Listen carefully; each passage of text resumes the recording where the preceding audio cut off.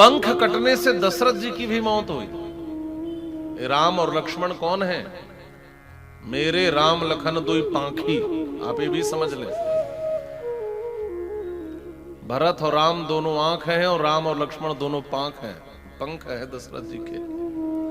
और जब राम और लक्ष्मण महाराज दशरथ को छोड़ करके वन में आ गए तो कहा मानो यह राम लक्ष्मण रूपी दो पंख थे, यह कट गए तो पंख कटने से मृत्यु दशरथ जी की भी हुई है। और यहां भी काटे से पंख गिरा खग धरणी, जटायु जी की भी मृत्यु पंख कटने से हुई है। और समानता क्या है? का दोनों की मौत कृपाण से हुई। दशरथ जी की मौत कैकेयी के क्रोध के कृपाण से हुई है और जटायु जी की मौत रावण के कृपाण से हुई है। दोनों की मौत कृपाण से हुई।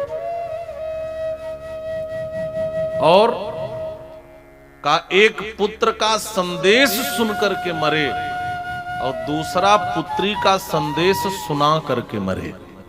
एक संदेश सुनकर मरे कि श्री राम नहीं लौटे, क्या संदेश दिया, और दूसरे का जानकी जी का संदेश सुना करके मरे। एक राम के वियोग में मरे और दूसरे राम के संयोग में मरे। एक के अंतिम समय में श्री राम नहीं थे और दूसरे के अंतिम समय में श्री राम थे। एक बात कहूं, दशरथ जी मर करके कहां गए आपको पता है?